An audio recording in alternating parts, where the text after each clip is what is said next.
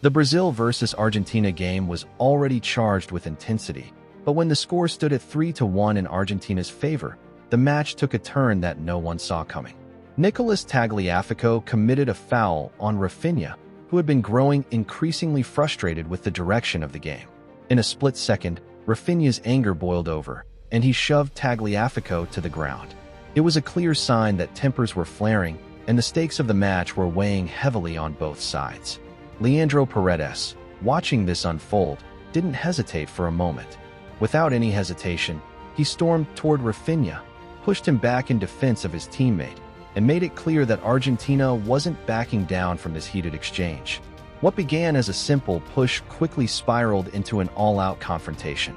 Players from both teams rushed to the scene, attempting to separate the two sides. The tension on the field was undeniable, with both teams locked in a battle not just for the ball, but for pride.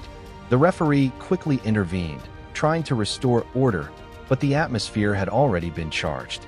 The match had shifted from a sporting contest to something more personal.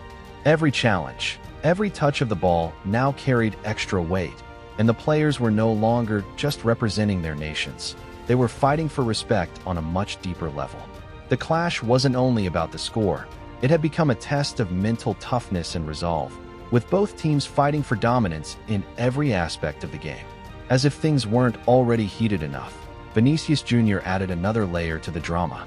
Filled with anger and frustration from the ongoing confrontation, Vinicius Jr. turned to an Argentine player and made a statement that echoed across the pitch. "I have 2 UCLs."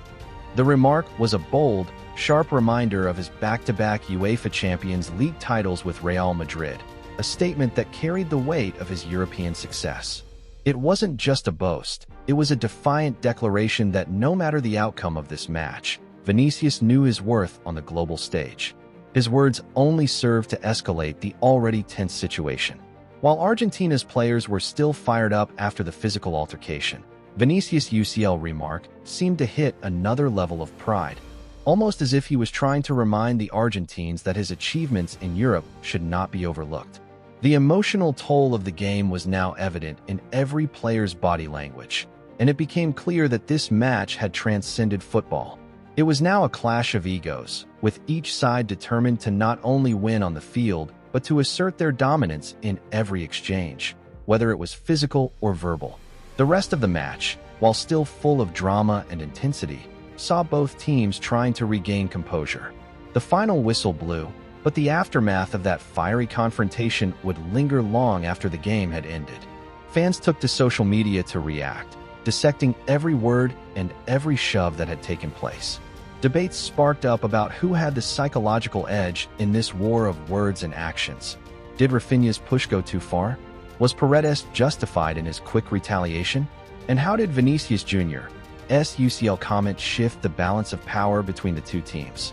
The match was no longer just about the score. It had become a battle of pride, respect, and individual triumphs. In the world of international football, sometimes it's the moments off the ball that leave the biggest impression.